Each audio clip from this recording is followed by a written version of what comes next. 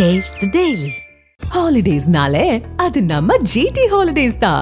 GT Holidays, South India's #1 travel brand. You know you are special when you're with GT Holidays. நீங்களே பார்த்துருப்பீங்க, திருப்பி Martin அவர்கள் மேலே வந்து கேஸ் ஓப்பன் அப் ஆயிடுச்சு அப்படின்னு சொல்லி நிறைய ஹெட்லைன்ஸ் நம்மளால பார்க்க முடியுது. பட் எந்த கேஸ் ஏதுன்னு நிறைய பேருக்கு வந்து தெரியல, அதான் ஃபேக்ட். இந்த கேஸ் ஆகப்பட்டது டேட்ஸ் பேக் டு 2012. இந்த கேஸ் வந்து it is relating to a seizure of money. CCB வந்து 7.25 crores வந்து சீஸ் பண்ணும்பொழுது அவருடைய ஸ்டேட்மெண்ட்ல கிளியரா மென்ஷன் பண்றாரு, இது யார்கிட்ட இருந்து வந்த பணம் அப்படின்னும் பொழுது மார்ட்டின் அவருடைய பணம் அப்படின்னு மென்ஷன் பண்ணதுனால அந்த கேஸ் வந்து ஆலந்தூர் கோர்ட்ல நடந்துட்டு இருந்துச்சு. ஆலந்தூர் கோர்ட்ல நடந்துட்டு இருக்கும் பொழுது பொசிஷன் ஆஃப் லா என்ன வருதுன்னா, அவங்க அக்விட்டலும் ஆயிடுறாங்க. இது வந்து லீமா ரோஸ் மார்ட்டின் அவங்களோடது, மார்ட்டின் ஃபேமிலியோட பணம். மார்ட்டினுடைய வைஃப் தான் லீமா ரோஸ். அவங்களுடைய பணம், மார்ட்டின் ஃபேமிலியோட பணத்தை தான் நான் இவர் வச்சுட்டு இருந்தேன் அப்படிங்கிற ஸ்டேட்மெண்ட்டை பேஸ் பண்ணி தான் இந்த என்டையர் கேஸே வந்து போயிட்டு இருந்தது. பிரெடிகேட் அஃபென்ஸ் இருக்கிறதுனால என்ஃபோர்ஸ்மெண்ட் டைரக்டரேட் வந்து ECIR பதிவு பண்ணியிருக்காங்க. அந்த ECIR பதிவு பண்ணதுனால சட்டத்தில் என்ன சொல்றாங்கன்னா, பிரெடிகேட் அஃபென்ஸ் இருக்கிறதுனால தான் என்ஃபோர்ஸ்மெண்ட் டைரக்டரேட் வந்து prevention of money laundering act 2002ல கிட்டத்தட்ட 145 அஃபென்சஸ் வந்து 29 ஆக்ட்ல இருந்து part A of the prevention of money laundering act 2002ல லிஸ்ட் ஆயிருக்கு. ஒன்ஸ் வந்து என்ஃபோர்ஸ்மெண்ட் டைரக்டரேட் ரெஜிஸ்டர் பண்ணிட்டா அந்த மணி லாண்டரிங் அஃபென்ஸ் ஆகப்பட்டது ஸ்டாண்ட் அலோன் அஃபென்ஸ் அப்படிங்கிற பெர்ஸ்பெக்டிவ் வந்து அப்சர்வேஷன் வந்து மெட்ராஸ் ஹைகோர்ட் இது ஒரு லேண்ட்மார்க் ஜட்ஜ்மெண்டா மாறி இருக்கா சார்? டெஃபினட்டா. ஏன்னா லாட்ரி மார்ட்டின் லீமா ரோஸ் அவங்க வீட்டில் சர்ச் பண்ணலாம், ஆனால் அவருடைய மருமனான ஆதவர்ஜனா வீட்டிலேயே வந்து சர்ச் பண்ணணுங்கிற ஒரு கேள்வி வரல சார். அந்த அளவுக்கு இடிக்கு வாங்கலாவே அதிகாரங்கள் இருக்கா? யார் வீட்டுக்கு வேணுமானாலும் போய் சர்ச் பண்ணுற அளவுக்கான அதிகாரங்கள் இடிக்கு இருக்கா? இடியோட பவர்ஸ் வந்து வித் ரெஸ்பெக்ட் டு சர்ச் வந்து அன்லிமிட்டெட், நோபடி கேன் டினை. ஆதரநேயர்களுக்கு அன்பு வணக்கம். இன்று நம்மோடு வழக்கறிஞர் திருமிகு சத்யகுமார் அவர்கள் இருந்துள்ளார். வணக்கம் சத்யகுமார். வணக்கம் தாமரை. குறிப்பாக லாட்ரி மார்ட்டின் அவருக்கு சொந்தமான இடங்கள்ல ஒரு 2 நாட்களாக அமலாக்கத்துறை சோதனை என்பது போய்கிட்டு இருக்கு. குறிப்பாக அவர் மீது ஏகப்பட்ட வழக்குகள் இருக்கு. ஒரு வழக்கு சுப்ரீம் கோர்ட் வரைக்கும் போய் ஸ்டே ஆகி நிற்குது. இன்னொரு வழக்கு ஹைகோர்ட்ல இருக்கு. குறிப்பாக எந்த வழக்கின் அடிப்படையில லாட்ரி மார்ட்டின் அவருக்கு சொந்தமான இடங்கள்ல ரைடு போயிட்டு இருக்கு, இந்த ரைடு எந்த வழக்கின் காரணமாக ரைடு நடந்துகிட்டு இருக்கு, இந்த பின்னணி எங்களுக்காக சொல்ல முடியுமா? லாட்ரி மார்ட்டின் அவர்கள் பார்த்தீங்கன்னா அவருடைய பிஸ்னஸ் வந்து லாட்ரி பிஸ்னஸ் இருக்கிறது ஒரு பக்கம். ரெண்டாவது is also having multiple other business. நீங்கள் பார்த்தீங்கன்னாக்கா ஃபியூச்சர் கேமிங் கம்பெனின்னு சொல்லி ஆன்லைன் நிறைய பிஸ்னஸ் பண்ணுறாரு. அப்புறம் பார்த்தீங்கன்னா லாட்ரி பிஸ்னஸ் வந்து தமிழகத்தில் வந்து தடை பண்ணாலும் மற்ற மாநிலங்களில் வந்து லாட்ரி பிஸ்னஸ் பண்ணி அதுலேயும் வந்து கணிசமான ஒரு ஏர்னிங்ஸ் வந்து அவருக்கு இருந்திருக்கிறது நம்மளால் பார்க்க முடியுது. அப்படி இருக்கும் பொழுது ஆத்தரைஸ்ட் லாட்ரிஸ் விற்கிறதுக்கான தடை எதுவுமே அவருக்கு கிடையாது. ஆத்தரைஸ்ட் லாட்ரிஸ் வந்து விற்கிறதுக்கான எந்த தடையுமே அவருக்கு எப்பயுமே கிடையாது. பட் ஹவவர் அவருடைய இஷ்யூ எல்லாமே எப்போ வருதுன்னா, லாட்ரி வந்து இல்லீகலாக விற்ற பணத்தில் வர கான்ட்ரவர்சி தான் அவருக்கு அதிகபட்சமாக இருந்துகிட்டு இருக்கு. அப்படி பார்க்கும்போது அவருடைய லாட்ரி வருமானப்பட்டது சிக்கிம், கேரளா இந்த மாதிரி மற்ற மாநிலங்களில் விற்கிற பணமும் வந்து அவர் தமிழ்நாட்டில் வந்து ஆஃபீஸ் நடத்தி தான் அந்த லாட்ரி பிஸ்னஸஸ் வந்து ஒரு மாநிலத்திலையும் பண்ணிக்கிட்டு இருக்காரு. அப்படி இருக்கும் பொழுது இந்த பர்டிகுலர் ரெய்டு, இப்போ ரீசெண்டாக நடந்துகிட்டு இருக்க ரெய்டு வந்து ரொம்ப இம்பார்ட்டன்ட் ரெய்டு. இந்த ரெய்டோட பின்னணி என்ன அப்படின்னு நீங்கள் போய் பார்த்தீங்கன்னா, மெட்ராஸ் ஹைகோர்ட் வந்து ஒரு அப்சர்வேஷன் பாஸ் பண்ணுறாங்க. அந்த அப்சர்வேஷன் ஆகப்பட்டது 29 அக்டோபர் 2024 அன்றைக்கி ரிப்போர்ட் ஆகுது. போன மாதம் நீங்களே பார்த்துருப்பீங்க, திருப்பி மார்ட்டின் அவர்கள் மேலே வந்து கேஸ் ஓப்பன் அப் ஆயிடுச்சு அப்படின்னு சொல்லி நிறைய ஹெட்லைன்ஸ் நம்மளால் பார்க்க முடிஞ்சுது. பட் எந்த கேஸ் ஏதுன்னு நிறைய பேருக்கு வந்து தெரியல, அதான் ஃபேக்ட். இந்த கேஸ் ஆகப்பட்டது டேட்ஸ் பேக் டு 2012. இந்த கேஸ் வந்து it is relating to a seizure of money. இந்த பணம் வந்து ஆகப்பட்டது 7.25 கோடி, கிட்டத்தட்ட 7,25,00,000. இந்த ரெய்டு ஆகப்பட்டது நாகராஜன் அப்படிங்கிற ஒரு வீட்டில் நடக்குது, நங்கநல்லூரில். ஓகே. சென்ட்ரல் கிரைம் பிரான்ச் வந்து சீஸ் பண்ணுறாங்க. இது எடுத்த இயர் வந்து ரொம்ப இம்பார்ட்டன்ட் இயர் தாமரை. 2012. ஓகே. 2012 நம்ம இப்போ இருக்கிற இயர் வந்து 2024. ஒரு 12 வருஷம் ஆயிடுச்சு. கிட்டத்தட்ட 12 இயர்ஸ் முன்னாடி வந்து இந்த மேட்டர் வந்து இஷ்யூவாக ரைஸ் ஆகுது. அப்போ வந்து சென்ட்ரல் கிரைம் பிரான்ச்னா தமிழ்நாடு கவர்மெண்ட் கீழே இருக்கக்கூடிய department and one of the efficient department இந்த கவர்மெண்ட். அவங்க வந்து இந்த மாதிரி ஃபினான்ஷியல் கிரைம்ஸையும் இன்வெஸ்டிகேட் பண்ணுற பவர் அந்த டிபார்ட்மெண்ட்டுக்கு இருக்குது. சிசிபி வந்து 7.25 crores வந்து சீஸ் பண்ணும்பொழுது அவருடைய ஸ்டேட்மெண்ட்டில் கிளியராக மென்ஷன் பண்ணுறாரு, இது யார்கிட்ட இருந்து வந்த பணம் அப்படின்னும் பொழுது மார்டின் அவருடைய பணம் அப்படின்னு மென்ஷன் பண்ணதுனால அந்த கேஸ் வந்து ஆலந்தூர் கோர்ட்டில் நடந்துட்டு இருந்தது. ஓகே, ஆலந்தூர் கோர்ட்டில் நடந்துட்டு இருக்கும் பொழுது கொஸ்டின் என்ன வருதுன்னா, கொஸ்டின் ஆஃப் லா என்ன வருதுன்னா, ஆலந்தூர் கோர்ட்டு இந்த கேஸ் எடுத்திருக்காங்க. ஆலந்தூர் கோர்ட்டில் சிசிபி போட்ட கேஸ் இது. சிசிபி வந்து என்ன செக்ஷனில் போட்டிருக்காங்கன்னா, ஐபிசி செக்ஷனில் போட்டிருக்காங்க, இந்தியன் பீனல் கோட். இப்போ அது பாரதிய நியாய சன்னிதா இப்போ இருக்கிற சட்டம். அப்போ வந்து ஐபிசி தானே 2012 இந்தியன் பீனல் கோடு.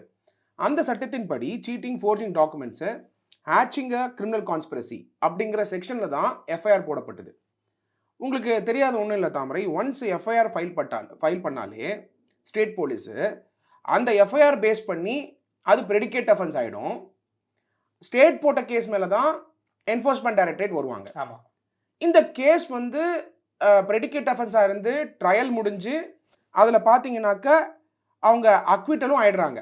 யார் அக்விட்டல் ஆகிறாங்கன்னா, என்ன சொல்லியிருந்தார் ஒரு ஸ்டேட்மெண்ட்லனா, இது வந்து லீமா ரோஸ் மார்டின் அவங்களோடது, மார்டின் ஃபேமிலியோட பணம், மார்டினுடைய வைஃப் தான் லீமா ரோஸ், அவங்களுடைய பணம், அந்த மார்டின் ஃபேமிலியோட பணத்தை தான் நான் இவர் வச்சுட்டு இருந்தேன் அப்படிங்கிறத ஸ்டேட்மெண்ட்டை பேஸ் பண்ணி தான் இந்த என்டையர் கேஸே வந்து போயிட்டு இருந்தது. ஓகே, ஒன்ஸ் அந்த ஸ்டேட்மெண்ட் வந்து கோர்ட்டில் வந்து ப்ரொடியூஸ் பண்ணி அந்த ட்ரையல் ஸ்டார்ட் ஆகும்பொழுது போலீஸே முன் வந்து க்ளோஷர் ரிப்போர்ட் கொடுக்குறாங்க. இந்த க்ளோஷர் ரிப்போர்ட் எப்போ ஃபைல் பண்ணுறாங்கன்னா 2022 ஃபைல் பண்ணுறாங்க. ஓகே, எங்கே ஃபைல் பண்ணுறாங்கன்னா கோர்ட்டில் ஃபைல் பண்ணுறாங்க, ஆலந்தூர் கோர்ட்டில். So 2012 2022 trial, almost 10 years. இப்போ கொஸ்டின் என்ன கேட்பீங்கன்னா, 10 years ஒரு ட்ரையல் நடக்குமானா, டெஃபினட்டாக 10 years தாண்டியும் ட்ரையல் நடக்குது. It's not the delay from the court side. ஒரு மேட்டர் வந்து ஒரு எண்டுக்கு வரணும், ஜஸ்ட் ஒரு மேட்டர் வந்து ட்ரையல் முடிச்சு தான் எண்டுக்கு வரணும்னா 10 years ஆகும் மினிமம். அப்போ அந்த 10 years முடியும் பொழுது போலீஸ் என்ன சொல்கிறாங்கன்னா, க்ளோஷர் ரிப்போர்ட் ஃபைல் பண்ணுறாங்க 2022. ஓகே, க்ளோஷர் ரிப்போர்ட் ஃபைல் பண்ண உடனேயே ஆலந்தூர் கோர்ட்டில் அவங்கள வந்து அக்விட்டல் பண்ணிடுறாங்க.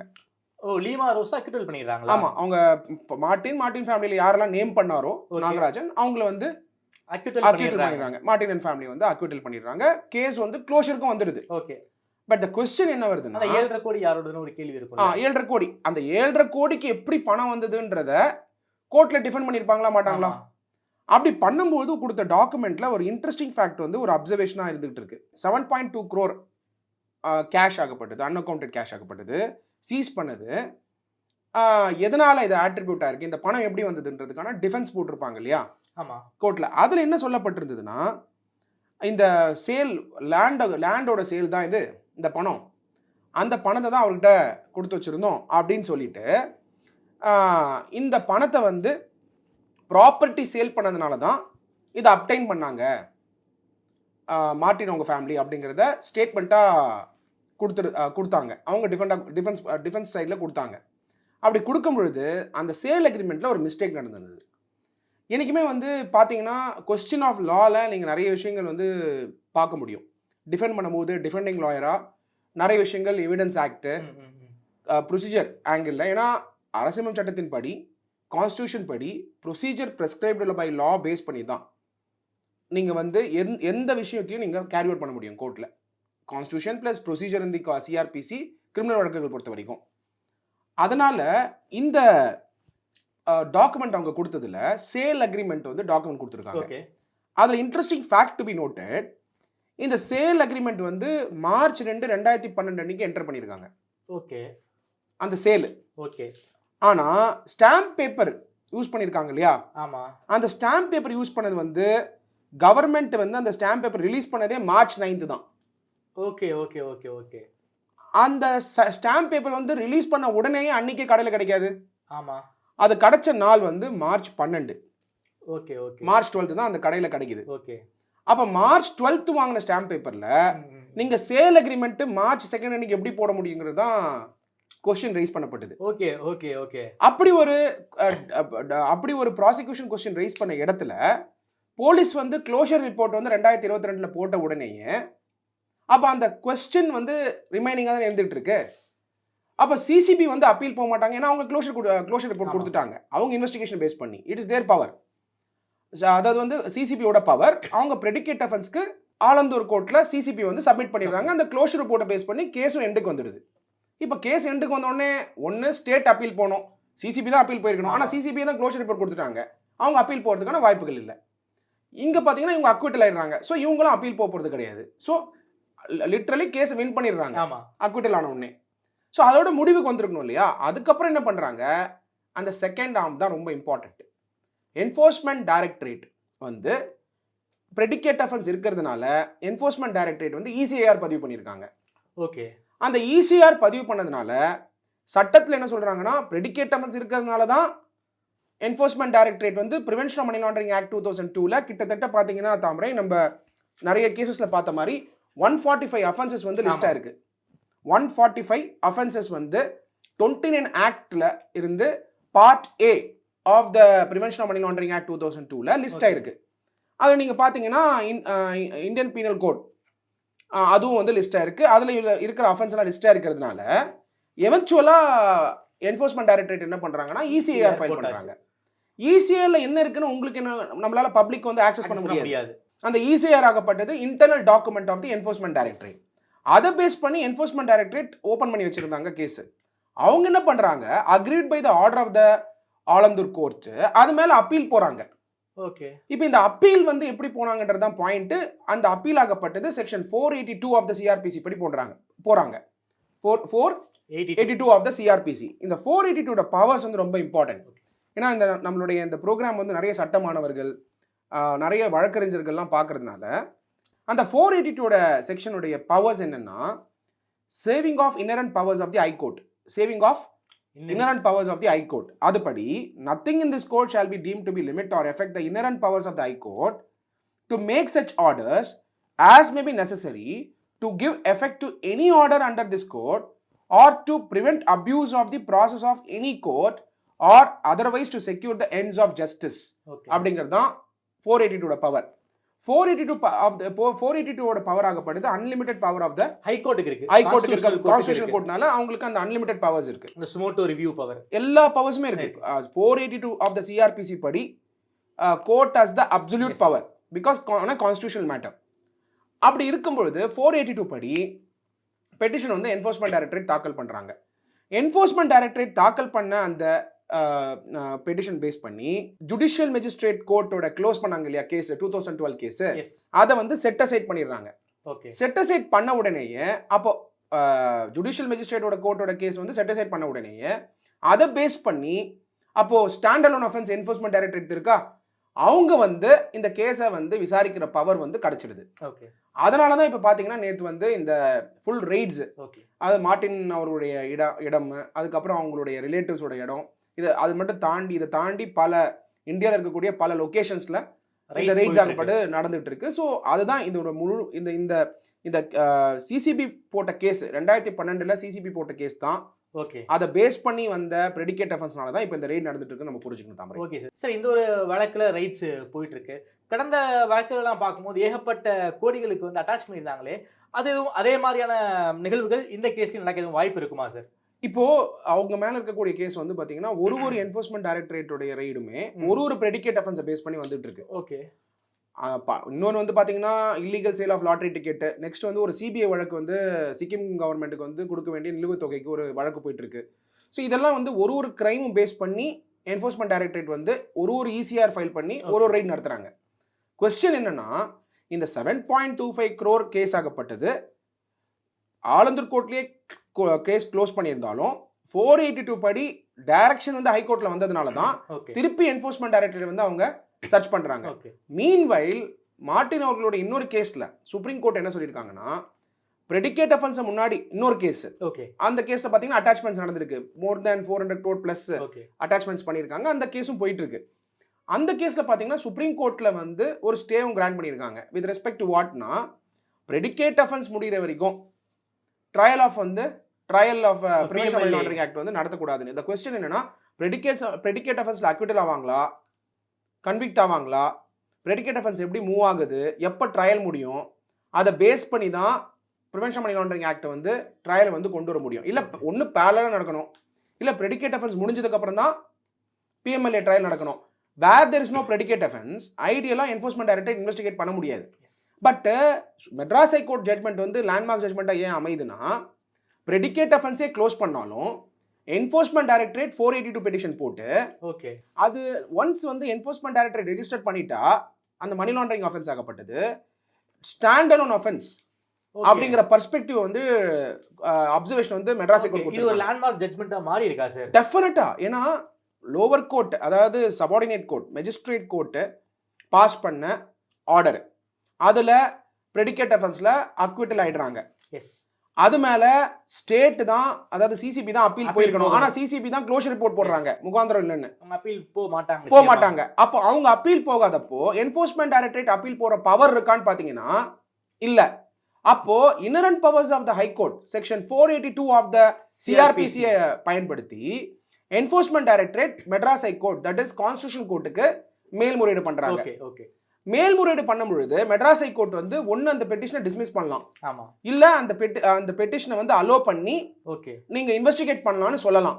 அப்ப என்ஃபோர்ஸ்மெண்ட் டைரக்டரேட் போட்ட 482 பெட்டிஷனை அலோ பண்ணி 2012 அந்த கேஸையும் வந்து கொஸ்டின் பண்ணும் பொழுது என்ஃபோர்ஸ்மெண்ட் டைரக்டரேட்டுடைய அந்த ரெஜிஸ்ட்ரேஷன் ஆஃப் த கேஸ் இருக்க அது ஸ்டாண்ட் அலோன் அப்படிங்கிற அப்சர்வேஷன் வந்து இப்போ முதல் முறையா இந்த 482 பெட்டிஷன்ல நம்ம வர முடியுது பார்க்க முடியுது. Okay sir. குறிப்பாக இந்த சிக்கிம் லாட்டரி இஷ்யூவை பொறுத்த வரைக்கும் கிட்டத்தட்ட ஒரு 457 கோடி ரூபாய்க்கு மதிப்புள்ள சொத்துக்களை வந்து அட்டாச் பண்ணியிருக்காங்க.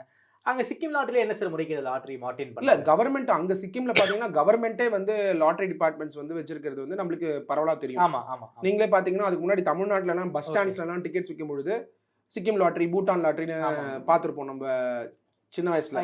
திருவள்ளூர் பஸ் பெரியார் பஸ்லாம் நம்ம ஏறும்போது பஸ் ஸ்டாண்ட்ஸ்ல பார்க்க முடியும் லாட்டரி விற்பாங்க. அது ஒரு உடன் டேபிள் மேல ஒரு ரிங்ஸ் மாதிரி இருக்கும், அதில் மாட்டி மாட்டி விற்பாங்க. போறவங்க 10 ரூபா 20 ரூபா அந்த டிக்கெட்ஸ் வாங்கிட்டு இருந்தாங்க.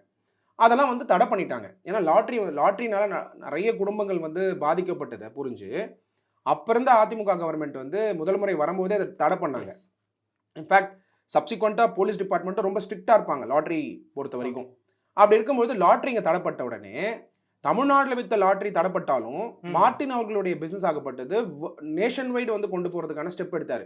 ஏன்னா இங்க வாய்ப்பு இல்லைன்னு தெரிஞ்சிருச்சு. அப்போ வந்து சிக்கிம்ல இருக்கிற கவர்மெண்டோட ஒரு ஒப்பந்தம் அவங்களுடைய டெண்டர்ல வந்து இவர் வின் பண்ணி அவரோட லாட்டரியை வித்து கொடுக்கக்கூடிய ஒரு ஏஜென்சியா அவர் வரும்பொழுது அதுல நிலுவைத் தொகை பே பண்ணாம நிக்கிறதும் இல்லீகல் லாட்டரி வித்ததுக்கான பாசிபிலிட்டி இருக்கிறத வந்து கேஸா ரெஜிஸ்டர் பண்ணிருக்கிறதுனால அந்த கேஸ் பிரெடிகேட் அஃபென்ஸா இருந்து இடி வந்து கேसेस வந்து கவர்மெண்ட் லாட்டரி வித்திருக்காரு பிளஸ் இல்லீகல் லாட்டரி வித்திருக்காருங்கற அந்த குற்றச்சாட்டு இருக்கிறதுனால என்ஃபோர்ஸ்மெண்ட் டைரக்டரேட் பிரெடிகேட் அஃபென்ஸ் இருக்கிறதுனால என்ஃபோர்ஸ்மெண்ட் டைரக்டரேட் வந்து இன்வெஸ்டிகேட் பண்றாங்க. தாமரை வெரி கிளியர், எந்த கேஸா இருந்தாலும் பிரெடிகேட் அஃபென்ஸ் இருக்கிறதுனால மட்டும் தான் இடி வர முடியும். எஸ், பிரெடிகேட் அஃபென்ஸ் இல்லனா பிரெடிகேட் அஃபென்ஸ் இருந்தாதான் இடி உள்ள வர முடியும். வந்ததுக்கு அப்புறம் அவங்க இசிஆர் போட்டா அது ஸ்டாண்ட் அலோன் அஃபென்ஸா மணி லாண்டரிங்கிறது ஸ்டாண்ட் அலோன் அஃபென்ஸா அப்படிங்கிற क्वेश्चनக்கு இப்போ மெட்ராஸ் ஹை கோர்ட்ல ஒரு லேண்ட்மார்க் ஜட்ஜ்மெண்ட் தான் மார்டின் அவர்களோட ஜட்ஜ்மெண்ட்.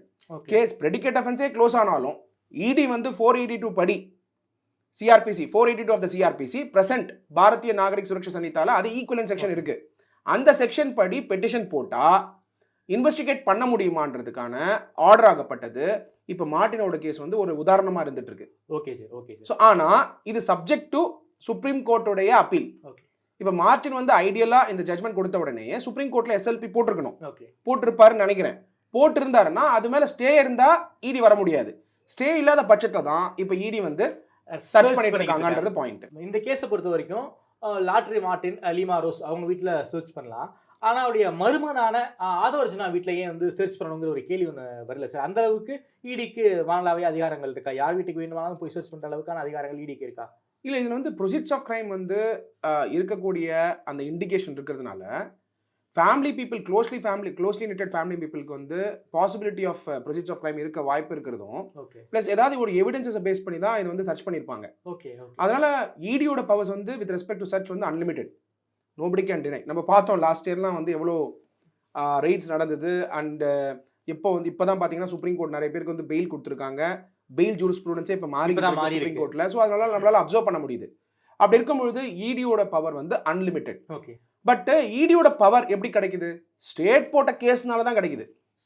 ஸ்டேட்ல சிசிபி கேஸ் போட்டதுனால தான் இடிக்கு அந்த பவர் கிடைக்குது. ஸ்டேட்ல வந்து பாத்தீங்கன்னா ஸ்டேட்ல போட்ட கேஸுக்கு சிசிபிஏ க்ளோஷர் ரிப்போர்ட் கொடுத்தாலும் இப்போ புதுசா வந்திருக்கக்கூடிய டெவலப்மெண்ட் என்ன 482ங்கிற சிஆர்பிசி செக்ஷன்ல, அதாவது பழைய செக்ஷன். இப்போ புதுசு பாரதிய நாகரிக் சுரக்ஷா சன்னிதா படி அதே ஈக்குவலன்ட் செக்ஷன்ல பெட்டிஷன் போட்டு ED can come for investigation. ஏன்னா பிரெடிகேட் அஃபென்ஸே முடிஞ்சாலும் மணி லாண்டரிங் அஃபென்ஸ் ஆகப்படுது ஸ்டாண்டர்ட் அஃபென்ஸ், அதை பேஸ் பண்ணி இன்வெஸ்டிகேட் பண்ணலாம் அப்படிங்கிற அந்த கிரவுண்டு தான் இடிக்கு வந்து சர்ச் பண்ற பவர் ஆகப்பட்டது வந்திருக்கு. சார் இந்த கேஸை பொறுத்த வரைக்கும் சிஆர்பிசி 482 அதை யூஸ் பண்ணி இடி வந்து அவங்களுக்கு சாதகமாக சர்ச்லாம் பண்ணிக்கிட்டு இருக்காங்க. இது கான்ஸ்டியூஷனலாக சரியா? குறிப்பாக கான்ஸ்டியூஷனில் இது மாதிரி எங்கேயுமே இந்த மாதிரி ரெமெடி வந்து சொல்லப்படவே இல்லை. ஸோ இடி வந்து புதுசாக இதை ட்ரை பண்ணியிருக்காங்க. ஸோ ரைடும் போய்கிட்டு இருக்கு. இது கான்ஸ்டியூஷனாக எப்படி சார் டெவலப் ஆக வாய்ப்பு இருக்கு? ரைட்ஸ் ஆகப்பட்டது natural right, legal right, fundamental right, constitution right. இப்போ ஃபண்டமெண்டல் ரைட்டு கான்ஸ்டியூஷன் ரைட்னு வரும்போது fundamental right is above constitution, constitutional right. கான்ஸ்டியூஷனலாக பார்த்தீங்கன்னா பிஎம்எல்ஏல கான்ஸ்டியூஷனாக இருக்கக்கூடிய சட்டம் ப்ரிவென்ஷன் மணி லாண்டரிங் ஆக்ட் 2002, அதில் கான்ஸ்டியூஷன் கொஸ்டின்ஸும் வந்து நிறைய பெண்டிங்காக இருக்குது. Vijay Madanlal Choudhary versus union of இந்தியாவில் என்டையர் ஜட்மெண்ட்டே prevention money laundering act versus fundamental right. இப்போ அந்த ஜட்மெண்ட் பேஸ் பண்ணி நீங்கள் பார்த்தாலும் அந்த ஜட்மெண்ட்லேயும் எங்கேயுமே வந்து ப்ரெடிகேட் அஃபென்ஸ் க்ளோஸ் பண்ணால் என்ஃபோர்ஸ்மெண்ட் டைரக்டரேட்டுக்கு ஃபர்தர் இன்வெஸ்டிகேட் பண்ணுற பவர் இருக்கா இல்லையான்னு எங்கேயுமே கிளாஸிஃபை ஆகலை.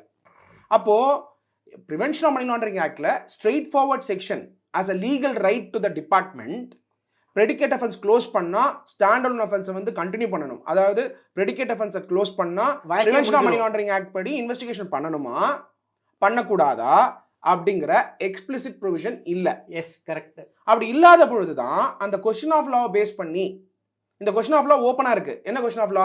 ப்ரெடிகேட் அஃபென்ஸ் க்ளோஸ் ஆயிடுச்சு அப்படினா இடி வழக்கு முடிஞ்சிருச்சுன்னு தானே அர்த்தம். இடி வழக்கு முடிஞ்சிருக்கணும் ஐடியலா.